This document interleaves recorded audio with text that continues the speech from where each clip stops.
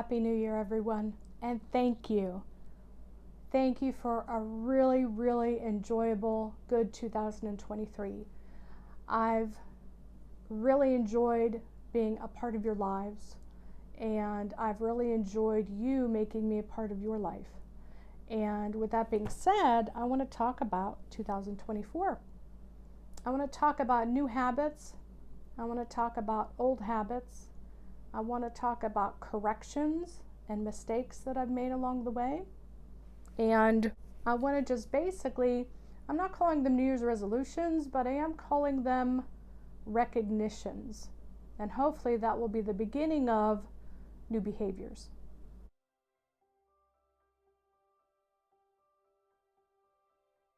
Hi, I'm Angela Davis, and I'm the 4M Quilter, and welcome. Welcome to my channel. The first thing I want to talk about is scraps. I did a video called Attack the Scraps, where I go over a method of organizing scraps. And that behavior stopped when I uploaded the video to YouTube. I thought that would help jumpstart me into a new behavior. It did not. My way of organizing scraps is to keep an empty bin or an empty box by my table as I'm working on a project, and here goes the scraps in the bin. No rhyme or reason.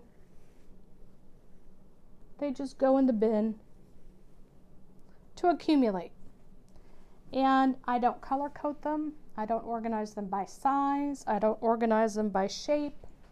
I just put them all in the bin. And then when I want to make a scrap quilt, I pull stuff from the bin. And I have two large bins in the basement that have scraps. And then what I do is, when I want to make a scrappy quilt or do a scrappy project, I'll fill a smaller bin and then bring it up here and then work off of those scraps. And you know what? I don't know if you do this, but do you compare yourself with other quilters? You know, their sewing room is always organized, their scraps are organized, you know, their sewing area, there's a place for everything and everything has a place. I am sort of in the middle. I like certain things in certain places, and while I'm working on a project, my room gets completely messy because I'm focused on what I'm doing. And you know, there are some people that on this side of the spectrum who, when they work on a project, they keep things nice and orderly, nice and tidy. And then you gradually move over to this side of the spectrum, and that's where I am. When I'm working on a project, you know, that side of the room could be an avalanche of stuff, but I'm over here working on this because that's where I'm focused. And that's how it's always been, and that's how it's always worked for me. So I think for 2024, instead of me comparing myself to other quilters and other people who craft and saying, well, you know, maybe my room should look more like this, or maybe my room should look more like this, maybe I should accept the fact that that's how it works for me. And then in between projects, I tidy up my room, I dust, I mop, I organize, and then I dive into my next project. And it gets messy and unorganized as I'm working on a project. And then in between the next project, I tidy up and I clean. That seems to be how that's the norm for me. So for 2024, I'm going to concentrate on acceptance. That's how it works for me. Does it work for you that way? Are you somewhere in the middle? You know, we all have different parts of our personality that work for us. It may not work for another person, but it works for you. Secondly, when it comes to scraps, I recently brought up a little bin and I filled it with a bunch of scraps. And then what I did was I started sewing strips together.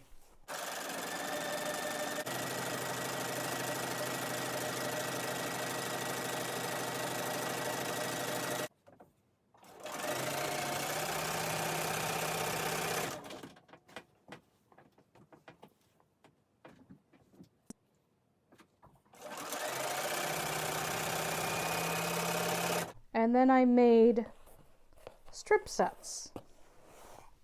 Here's a strip set. Here are strip sets. And there's one pile here and one pile here.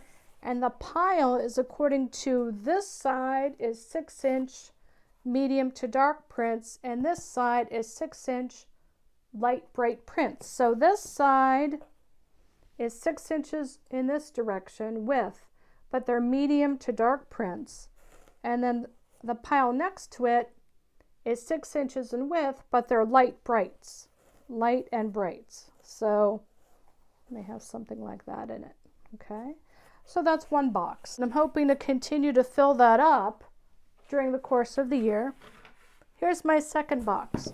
And this box has, on this side, 5-inch wide strips, and on this side, 4-inch wide strips. Now, I did not divide these up according to lights, brights, and medium darks because I didn't have quite enough to do that. So once these piles get bigger throughout the course of the year, then I'll separate them according to lights and brights. And then this bin is all strip sets that are 2.5 inches in width. So that's hopefully my goal. My goal is to, throughout the course of the year, maybe every couple months, pull from my scrap bin, just cut random strips, sew them together, and then pre-cut them into these particular widths and sort them so that by maybe 6 months from now, June, July, I have enough to create, a couple of nice scrap quilts and use up these scraps, because it really is, we all have scraps. We've all accumulated fabric throughout our years of sewing. So we have a lot of scraps to go through. It really is interesting how I can justify buying more fabric, but then not using up my scraps, so I need to come to terms with that. How can I buy more fabric if I haven't used up what I have? That's something that I've struggled with, that I need to come to terms with. So I don't want to call that a resolution. I want to call that an effort in, changing my behavior moving forward into 2024. And then, the other thing that, I'd like to discuss regarding my quilting channel and my quilting and how it affects me personally and how it affects you personally. I put out a video where I wanted to do a thank you quilt, where once it was finished being tied and bound, I would post a video where I would put it up for a raffle. And whoever won the raffle got the quilt, and I would do that as a thank you. But what I failed to do was I bit off more than I could chew. And my expectations of myself were unrealistic. So I put a video out there, how many months ago, saying, hey, I'm going to have this quilt done soon. Stay tuned for when I post the raffle for it. And that never happened because I'm not done with the quilt yet. I haven't finished tying it. And, life gets in the way.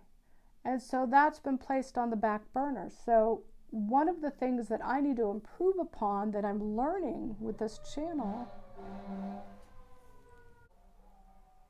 something's going on outside.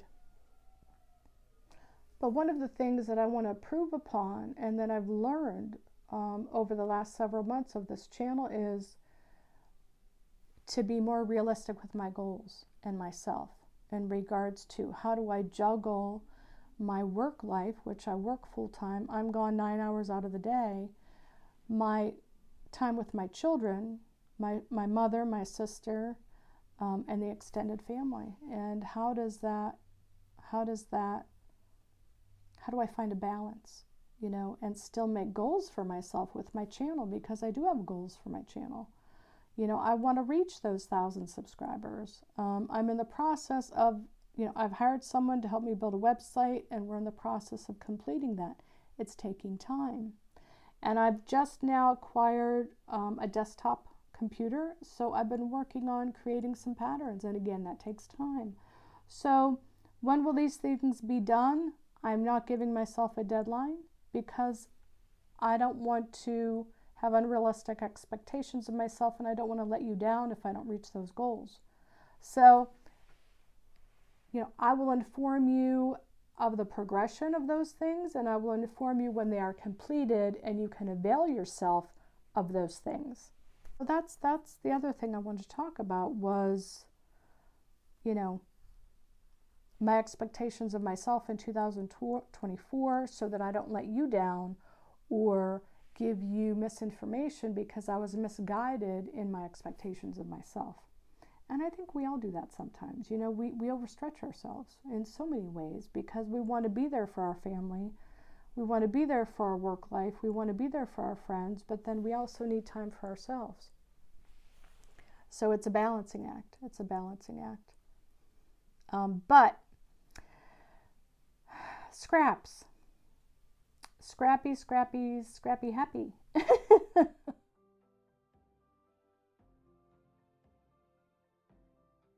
I really like how I've started this.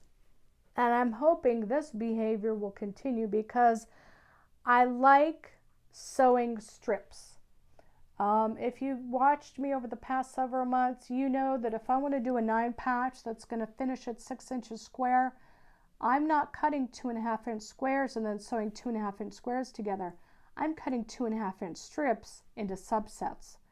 That's how I was taught to do it when I first started quilting, and for me, it's more efficient. You may like cutting little 2.5 inch squares and sewing those 2.5 inch squares together. That's not my comfort level because that's not how I was taught. So for me, organizing my scraps starts with strips, whether they are, long strips. So my scraps are always in some form of a strip, either the width of fabric or shorter strips depending on, did I cut this from a lattice strip? Did I cut this from a binding? Did I cut it from another type of block that I was creating? So what I did was, when I started to organize my scraps to create these what am I calling these? Subsets, I organized them basically by the length. So if I had 2 lengths that were close together, I would put them in one pile. If I had width of strip sets, I'd put them in another pile, and I would just start sewing. And once I got 2 or 3 strips together, I'd sew those together, and then I would subcut into these widths.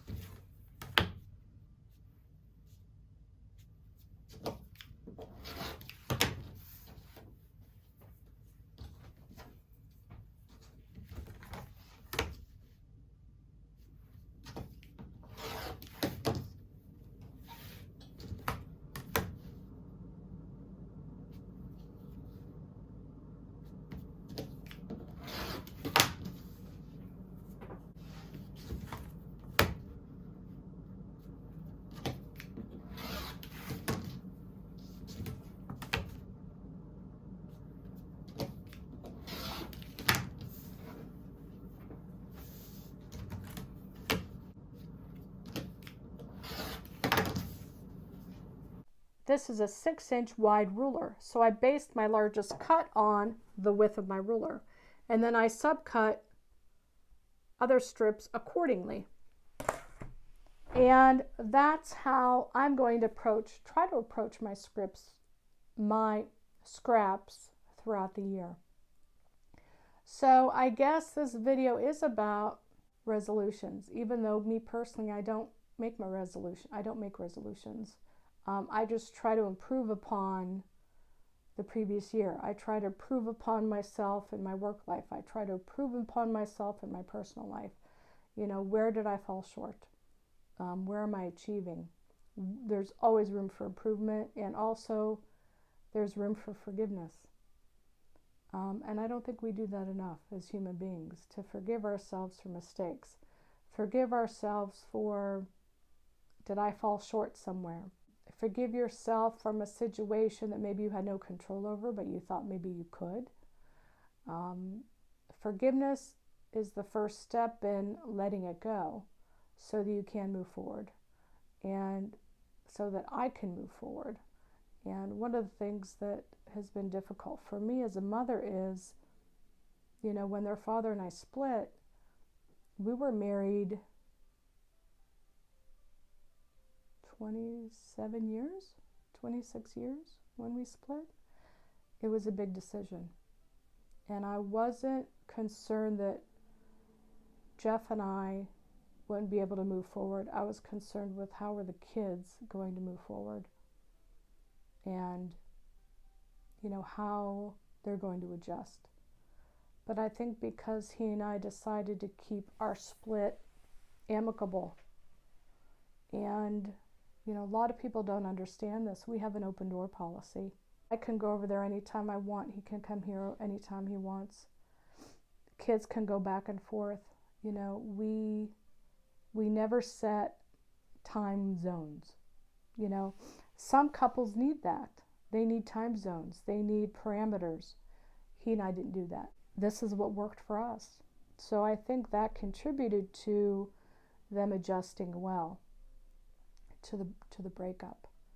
But there's still a certain amount of guilt that goes along with it.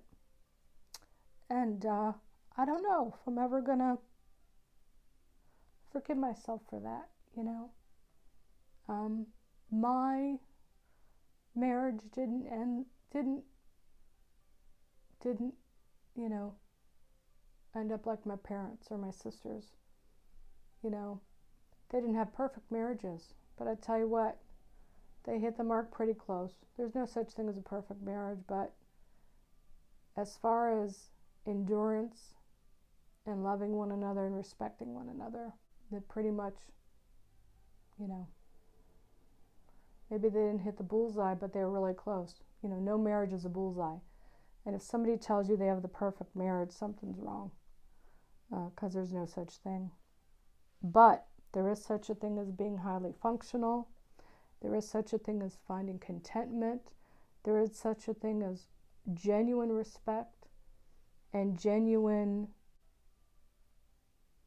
honesty. And, you know, that just didn't work out for us. So it's something that I have to deal with, is my guilt. And that's something that I have to do, is forgive myself as a mother, that, you know, I have to, one day maybe I'll come to grips with that, you know. But I don't know if any of you have experienced a loss in your life, or a cancellation, a termination of a relationship in your life. And, you know, I'm 58, and we've been separated a little over 3 years. And we've been apart for a little over 3 years. And it's difficult. And but I'm surviving, and I'm living, and moving forward. And you guys are part of it. So thank you. And it wasn't an easy thing to do at age 55, you know, after all those years. But we did it, and we're better for it. We're much healthier for it. I know I am. Anyway, so I guess that was the video. This is what the video was about. 2024, hopefully developing new habits. I want to wrap up some projects that I previously started. And as far as putting out weekly videos, it's difficult because I do work full time. So I guess I'm not going to say there's going to be weekly videos. I'm not going to say it's going to be every other week or every week and a half. I'm going to just say until next time. And let's, you know, quilt this journey together. I mean, a quilt is a journey, and so is life. So